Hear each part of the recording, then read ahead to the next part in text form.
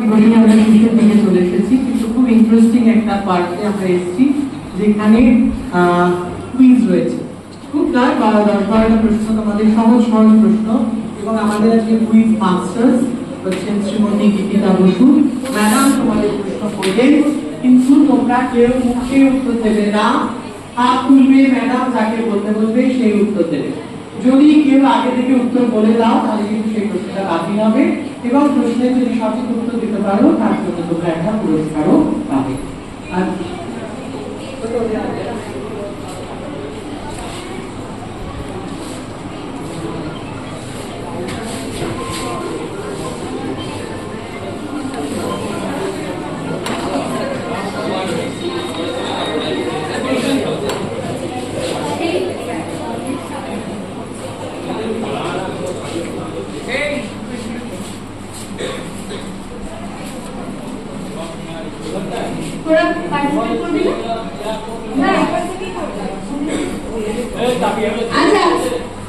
প্রশ্ন করবো যে কার্বির মনে হচ্ছে আর ঠিক আছে, আর স্যার নিয়ম বলে দিয়েছেন আগে থেকে কেউ বলে দিবি না, হাত তুলবি, যাকে বলতে বলবো সে বলবি, তারপর উত্তর ঠিক হলে অবশ্যই পুরস্কার।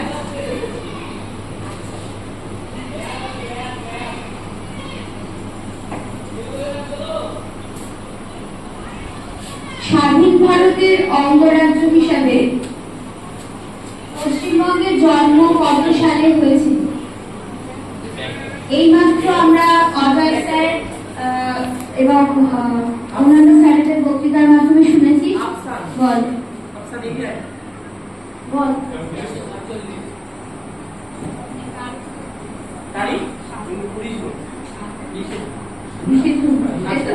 ঠিক আছে, ঠিক উত্তর দিয়েছে। সবাই একটু ধরে হাততালি দাও। ওকে পুরস্কার তুলে দেবেন আফসান, সামনে এগিয়ে আফসানের হাতে পুরস্কার তুলে দেবেন আমাদের আবু স্যার।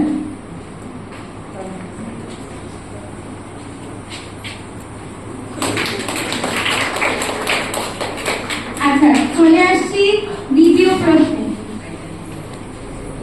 স্বাধীন ভারতের পশ্চিমবঙ্গের প্রথম মুখ্যমন্ত্রী কে ছিলেন? যদিও তখন মুখ্যমন্ত্রী বলা হতো না, তখন প্রধানমন্ত্রী বলা হতো, পরে মুখ্যমন্ত্রী আর কথাটা আসে। যাই হোক, সেই স্বাধীন ভারতের প্রথম পশ্চিমবঙ্গের মুখ্যমন্ত্রী কে ছিলেন? কে? সরে বড় করে হাত তোল আর চলে আয় উত্তরতে।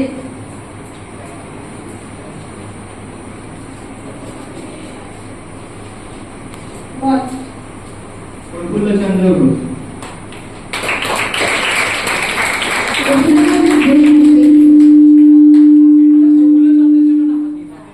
একটু ভুল হয়েছে, ঠিক আছে, আমরা একটা প্রফুল্লচন্দ্র সেন, ঠিক আছে। আচ্ছা, আদিত্য হাতে পুরস্কার তুলে দেবেন সুমন্ত স্যার। আমাদের সুমন্ত স্যার।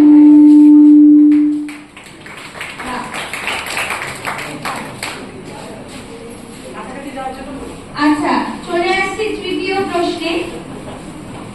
পশ্চিমবঙ্গের এমন একটি অঞ্চলের নাম করো যাকে ইউনেস্কো ওয়ার্ল্ড হেরিটেজ সাইট হিসেবে ঘোষণা করেছে। এমন একটি অঞ্চলের নাম করো যাকে ইউনেস্কো ওয়ার্ল্ড হেরিটেজ সাইট বা বিশ্ব ঐতিহ্যমূলক স্থান হিসেবে ঘোষণা করেছে। তোদের বইয়ে পড়াতেই আছে, ক্লাস 6 এর বইতেই আছে।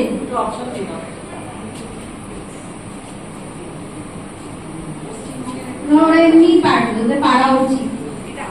এটা আছে তোদের, এটা আমার অপশন ছিল। চেষ্টা কর। এমন একটি অঞ্চল বলে দিচ্ছি, বলে দিলাম এমন একটি অঞ্চল।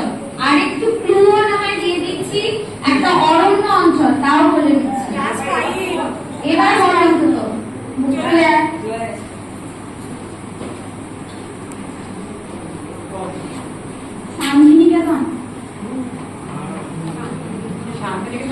শান্তিনিকেতন অবশ্যই ইউনেস্কো ওয়ার্ল্ড হেরিটেজ সাইট, কিন্তু আমি একটা অরণ্য অঞ্চল বলেছিলাম। উত্তর দিয়েছে, উত্তরটা ঠিক, শান্তিনিকেতন ওয়ার্ল্ড হেরিটেজ সাইট। আচ্ছা, আমি বলে একটুখানি বলে দিচ্ছি, যেহেতু অরণ্য বলে দিয়েছিলাম তো,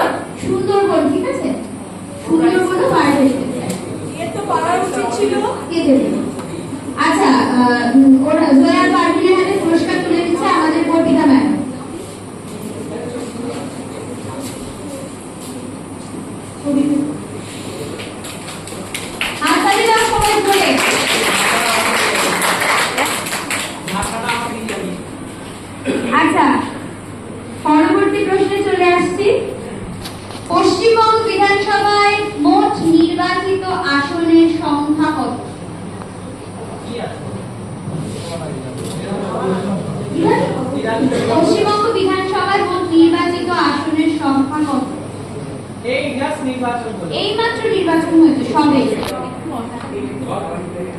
চেষ্টা কর, তোদের পারা উচিত। অপশন দিন, অপশন দাও। হ্যাঁ কি বল? আচ্ছা পারবি তো বল। আর কাছাকাছি গেলে হবে। কাছাকাছি বল না। 206টি। আচ্ছা ঠিক আছে, 200 অবধি সব করতে পারবে। আরেকটা কেউ আরেকটা তো চেষ্টা করবে কি? 200 কত বল? 200 কত? 200 কত বলছিল বারবার? 200 পার করেছি, ঠিক আছে। আর 200 300 কাছাকাছি দাও। বল বল পারবি। আর ঠিক আছে, বলে দিয়েছে 294। পশ্চিমবঙ্গ বিধানসভার নির্বাচনে কিন্তু আসনের সংখ্যা 294। আচ্ছা, আরামুলের হাতে পুরস্কার তুলে দিচ্ছেন আমাদের চামেলি ম্যাডাম।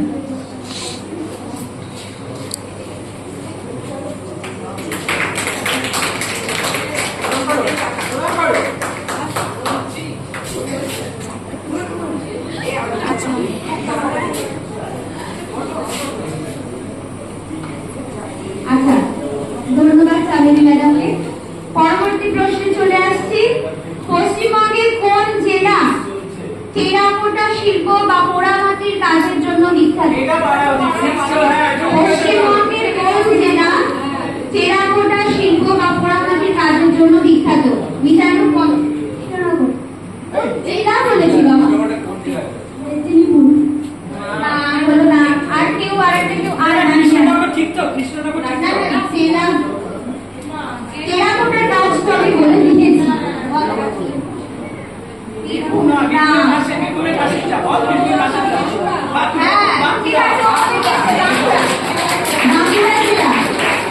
আচ্ছা, নাজিয়া কাজের পুরস্কার তুলে দিবেন রিপন স্যার।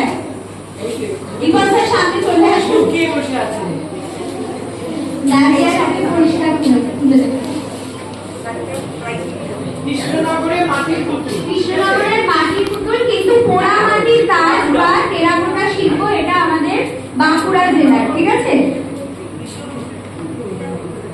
আচ্ছা, এর পরবর্তী প্রশ্ন হচ্ছে ভীষণ সোজা প্রশ্ন। পশ্চিমবঙ্গের একমাত্র শৈল শহরের নাম? হয়ে গেছে। অন্য কেউ? আরামুল হয়ে গেছে। পশ্চিমবঙ্গের একমাত্র শৈল শহরের নাম কি?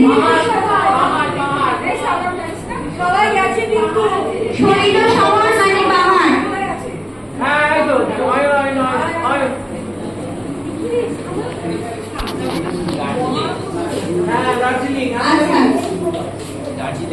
আচ্ছা ঠিক আছে, ঠিক উত্তর দিয়েছে দার্জিলিং। অরণ্যের হাতে পুরস্কার তুলে দেবে আমাদের রোকেয়া ম্যাডাম। রোকেয়া ম্যাডাম চলে আসুন। আমাদের স্কুল থেকে তো দার্জিলিং এ এক্সকারশন হয়েছিল। হাততালিতে জোরে, হাততালি না দিলে সবাই উৎসাহ পাবে কি করে? জোরে হাততালি। আচ্ছা, এরপরে পরবর্তী প্রশ্ন। পশ্চিমবঙ্গের পুরুলিয়া জেলার বিখ্যাত লোকনৃত্য কি? পশ্চিমবঙ্গের পুরুলিয়া জেলার বিখ্যাত লোকনৃত্য কি? বিখ্যাত লোকনৃত্য। আচ্ছা, এই তো আর অনিশা ছৌনা। বাহ, ভেরি গুড। অনিশা ঠিক উত্তর দিয়েছে ছৌনা। অনিশার হাতে পুরস্কার তুলে দেবে আমাদের সাথী ম্যাডাম। সাথী ম্যাডাম পুরস্কার সবাই জোরে হাততালি দিবি।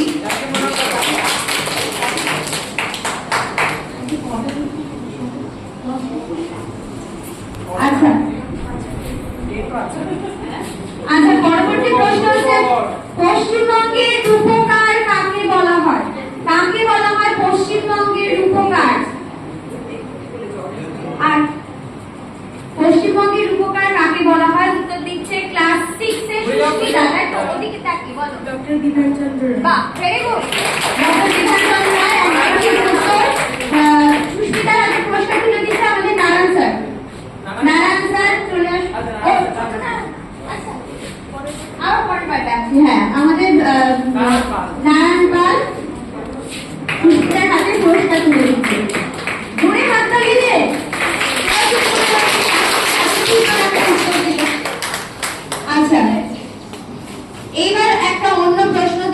তোরা পারিস মানে জানিস কিনা এটা জানা দরকার। পশ্চিমবঙ্গের কোন বিখ্যাত মিষ্টি জিআই মানে জিওগ্রাফিক্যাল ইন্ডিকেশন ট্যাগ পেয়েছে? আমাদের বাংলার কোন মিষ্টি জিআই ট্যাগ পেয়েছে? রুকসানা চলে আয়, রুকসানা চলে আয়। যদি না পারিস সেই মিষ্টিটা খেতে হবে। বল রসগোল্লা।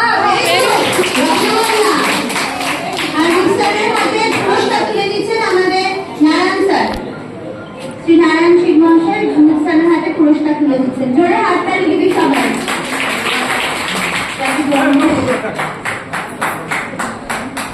আচ্ছা, পরবর্তী প্রশ্ন, বাংলার নবজাগরণের জনক কাকে বলা হয়? একেবারে ইতিহাসের প্রশ্ন। বাংলার নবজাগরণের জনক কাকে বলা হয়? এটা একদম পড়েছিস তোরা। যে পারবে বড় করে হাত তোল। বাংলার নবজাগরণের জনক কাকে বলা হয়? ক্লাস 9 10 তো অবশ্যই পারা উচিত। আরো অনেক কাজ আছে ভাই। একটা ছোট্ট ক্লু দিয়ে দিচ্ছি, একটা মানে বহুল প্রচলিত প্রথা যিনি মানে যার উদ্যোগে পুরো বন্ধ হয়েছিল পশ্চিমবঙ্গ। অনেকবার বলেছি। এটাও একটা ক্লু দিয়ে দিলাম। এবার একজন না যে কোনো একজন হাত তোল, চলে আয় বলার জন্য। বাংলার নবজাগরণের জন্য। আচ্ছা, আর তো কেউ হাত তুলছে না। না, স্বামী বিবেকানন্দ নয়। আমি আচ্ছা একটা ক্লু দিয়েছি যে একটা বহুল প্রচলিত প্রথা ছিল বাংলায়, খুব খারাপ। সেই প্রথাটাকে উনি ওনার উদ্যোগে বন্ধ করা হয়েছে। ভেরি গুড, রাজা রামমোহন রায়। আচ্ছা, আর আপনি হাতে পুরস্কার তুলে দেবেন আমাদের অর্ডার স্যার। অর্ডার স্যারকে সামনে আসার জন্য অনুরোধ করছি। জোরে হাততালি দিবি।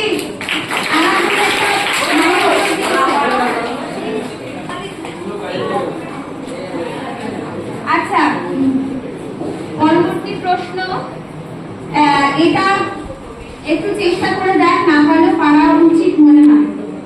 বাংলার বিখ্যাত বাউল গান, আমাদের পশ্চিমবঙ্গের বিখ্যাত বাউল গান, সেই বাউল গানের সাথে কোন আধ্যাত্মিক সাধকের নাম জড়িয়ে আছে? বাংলার বাউল গান, এটাও ইতিহাসে পড়েছিস তোরা। বাউল গানের সঙ্গে এমন একজনের নাম জড়িয়ে আছে যে না থাকলে বাউল গানের সাথে কার নাম জড়িয়ে আছে? এমন একজন মানুষের নাম জড়িয়ে আছে যার ছাড়া আমরা বাউল গান জানি। আচ্ছা আচ্ছা, তা পার একটু চেষ্টা কর। লালন ফকির। বাহ, ভেরি গুড। লালন ফকির। বাহ। আমি তাড়াতাড়ি হাতে পুরস্কার তুলে দেবেন আমাদের computer madam Tiyasha madam. Tiyasha চলে এসেছে। Very good. আমাদের বাংলার বাউল গান আমাদের একদম নিজস্ব, সেই বাউল গানের সাথে লালন ফকিরের নাম জড়িয়ে আছে। ঠিক আছে?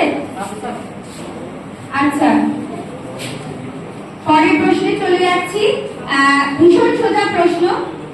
কলকাতার বিখ্যাত বিদ্যাসাগর সেতু কোন নদীর উপর নির্মিত? কলকাতার বিখ্যাত বিদ্যাসাগর সেতু কোন নদীর উপর নির্মিত? আজকাল চলে আসে। বাহ, হুগলি নদী। খুব একদম ঠিক উত্তর দিয়েছে। মুস্তানের হাতে পুরস্কার তুলে দেবেন আমাদের সুতপা ম্যাডাম। জোরে হাততালি দে। বাহ, ভেরি গুড। আচ্ছা, পরবর্তী প্রশ্নে আসছি। একদম সোজা প্রশ্ন, এটা ক্লাস 5 এরই বলা উচিত। পশ্চিমবঙ্গের ঠিক উত্তর দিকে কোন প্রতিবেশী দেশ অবস্থিত? ঠিক উত্তর দিকে, পশ্চিমবঙ্গের ঠিক মাথায় কোন প্রতিবেশী দেশ অবস্থিত? চলে আয় আয়ুষ, চলে আয়। উত্তর দিকে কিন্তু, হ্যাঁ শুনেছিস তো? ওদিকে ছিল উত্তরটা না, বাংলাদেশ পূর্ব দিকে বাবা। উত্তর দিকে সাতটা। আচ্ছা, সাতটা মায়ের দিকে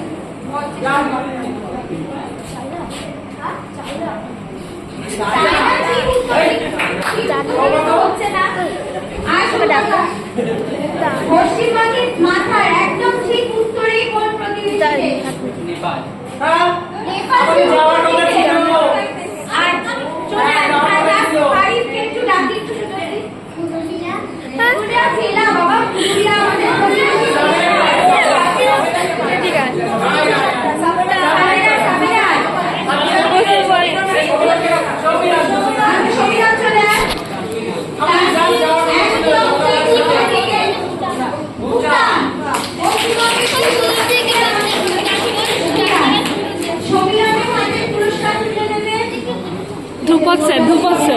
ধ্রুপদ স্যার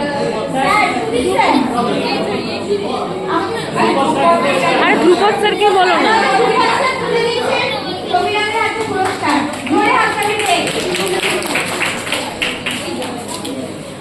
আচ্ছা আমরা মোটামুটি শেষের দিকে চলে এসেছি।